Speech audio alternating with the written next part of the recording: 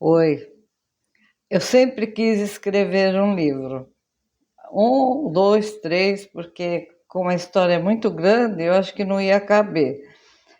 Mas eu estava lá no Alexandre Jaza, do Café com Poesia, né? E eu estava até fazendo um rascunho, mas eu não gosto de fazer rascunho, eu gosto de escrever direto. Aí depois peço para alguém corrigir o português. E eu ia publicar um livro. Só que aí veio a pandemia. E aí depois não tá difícil de ir lá, eu com esses problemas aqui, é muito difícil, não tá dando para ir. Então eu pensei assim, olha, ninguém mais lê, mas eu vou fazer um registro da minha vida, porque a minha vida não tem valor para ninguém. Se amanhã eu morrer, os ônibus vão continuar andando, as pessoas vão continuar indo trabalhar, a árvore vai continuar dando flor, vai cair as folhas, vai renascer, vai vir a primavera, vai vir o verão. Se eu morrer amanhã, não tem, não vai parar nada, não vai parar o trânsito, não vai parar nada, né? E ninguém nem vai ficar sabendo, a não ser os meus entes queridos, né? E os amores da minha vida, minha filha, minha netinha, meu neto, e esses são os amores da minha vida. E minhas amigas queridas também, eu tenho várias, não vou citar o nome, porque se a gente esquecer de uma, já pensou? Eu tenho várias, graças a Deus, várias amigas, e cada uma é de um jeito. Entende? Então, eu gosto do jeito que elas são autênticas, uma é de um jeito assim, outra de um jeito assado, nem todas são iguais, nenhuma é igual, mas elas são iguais numa coisa, elas são sinceras, elas realmente gostam de mim e eu sei quando a pessoa gosta de mim, né? Gosta de mim quando eu estou bem e gosta de mim quando eu estou mal. Gosta de mim com as minhas qualidades e com meus defeitos, porque também eu não sou perfeita, né? Então eu não posso exigir que alguém seja perfeito. Eu também tenho que entender que outras pessoas também não são perfeitas. Ninguém é perfeito. Mas tirando aquele ranço que tem na família, que não gosta mesmo, que não adianta, que é, é tempo perdido, né? Tentar conquistar a família que a gente passou a vida inteira tentando, mas não consegue. Como eu já disse no outro vídeo, ninguém é obrigado a gostar de ninguém, muito menos, né, gente da família, não, eles não são obrigados.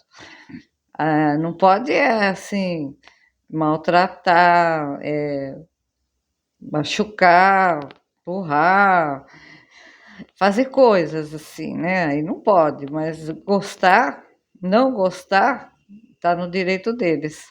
Mas eu vou falar da minha vida, vou começar o vídeo um agora, porque é um pouquinho comprido. O ano era de 1950. Naquele ano, eu nasci. Só que naquele ano, as coisas não eram como agora, né? Nada, tudo era diferente. A cabeça das pessoas. Muitas ainda gente tem preconceito, outras não. E a minha mãe, uma pessoa hiper trabalhadora, uma pessoa muito dedicada mesmo ao lar, à família, que era a minha avó, meu tio e eu, e os meus primos, que ela de vez em quando pegava, trazia para casa, quando ela podia, né? Porque quando ela estava trabalhando, ela não podia. Às vezes ela podia porque ela estava desempregada, mas é difícil minha mãe ficar desempregada porque ela era extremamente perfeccionista e trabalhava muito, era uma formiguinha minha mãe. Para vocês terem uma ideia, a minha mãe trabalhou na Bandeirantes, uma fábrica de roupa masculina, e na Camelo. E ela fez o terno do Silvio Santos. Ela não ganhou nada, ela ganhou aquele saláriozinho dela, 15 minutos para ir no banheiro, de manhã e 15 à tarde. Elas davam era um pedaço de pau com a chave do banheiro. E se tivesse vontade de ir no banheiro, danou. A marmita da minha mãe, ela fazia de noite a mesma coisa, todo dia, arroz, feijão e bife, porque ela não tinha tempo. Ela chegava tarde em casa e ainda ia fazer comida.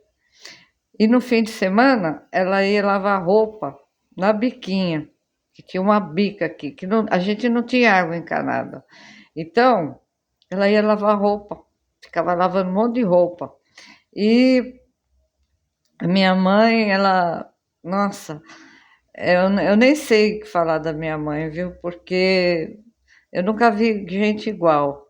E depois que ela teve os filhos e netos, ela viveu para os filhos e para os netos. Antes dos filhos e dos netos, a minha mãe cuidava das sobrinhas dela, como filha. Teve uma, a Aide, tinha o cabelo comprido e piolenta.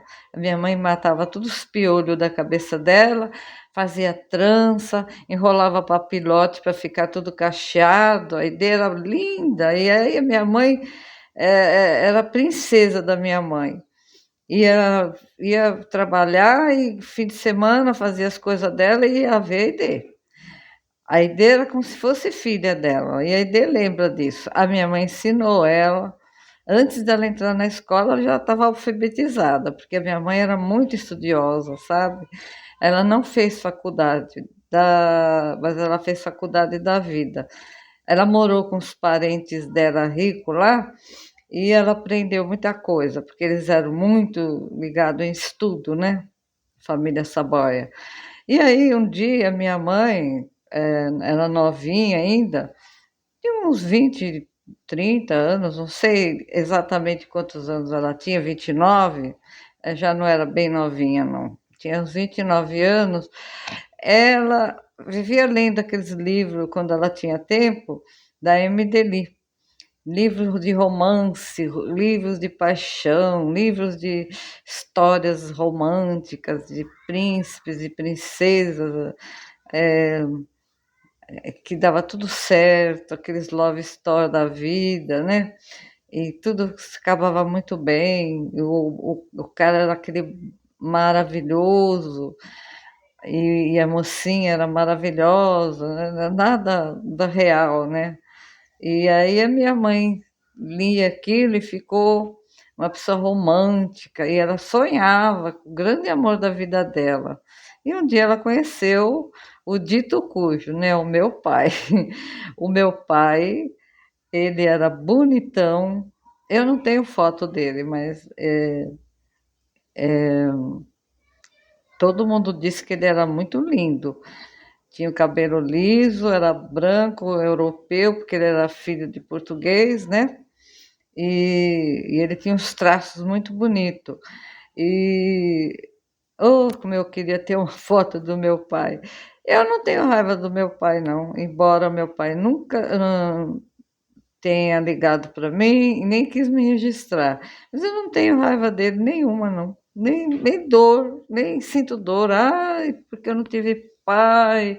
Ai, eu não sinto nada. Eu cresci tão independente. Eu não tinha pai, minha mãe trabalhava e quando não judiavam de mim, eu fazia o que eu queria. E até hoje eu sou assim, eu não espero nada de ninguém. Eu faço, invento, eu bolo, vou lá e faço e acabou. Eu nunca fiquei dependendo de ninguém, porque eu nunca tive pai para depender de pai, né? Então, essa foi a única vantagem que eu tive, né?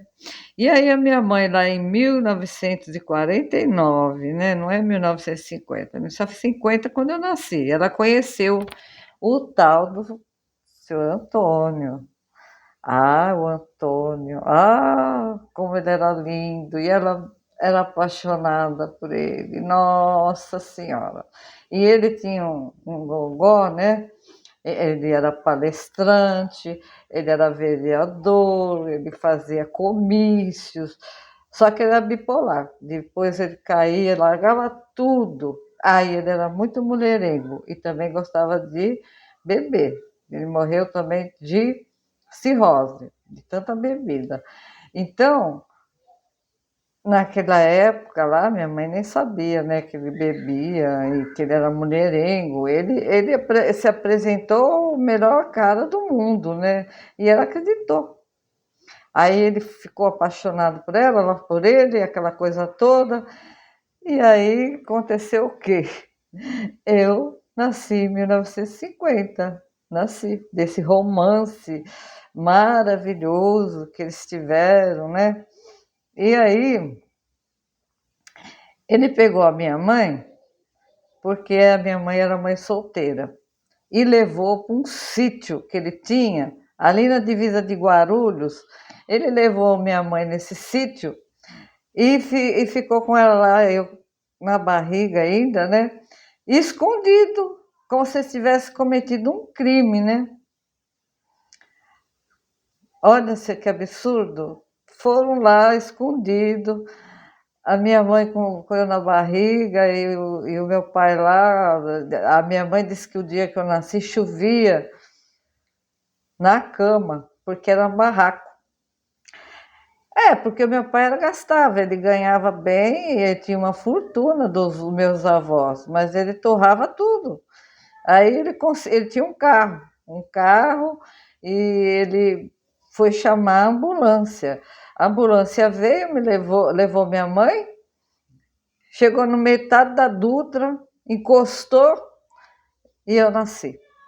Eu nasci, minha mãe disse que a parteira estava paquerando o enfermeiro.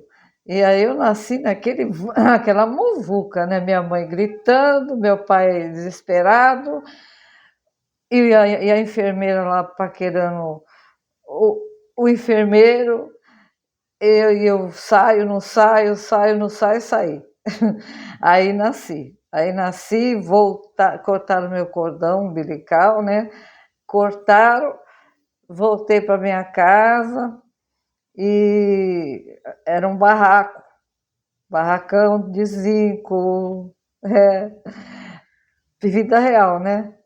E aí voltei para esse barraco com a minha mãe e fiquei morando lá. E chovia, minha mãe podia pôr guarda-chuva, chovia na cama. Imagina a situação, né? E ela não tinha uma feira, não tinha um mercadinho. Meu pai que saía com o carro ia comprar arroz, feijão, batata, carne, era isso aí. E a minha mãe tinha que fazer. E a minha mãe nem fez direito aquele negócio, os 40 dias, né? Quarentena. Bom, eu vou terminar essa história aqui, mas deixa eu parar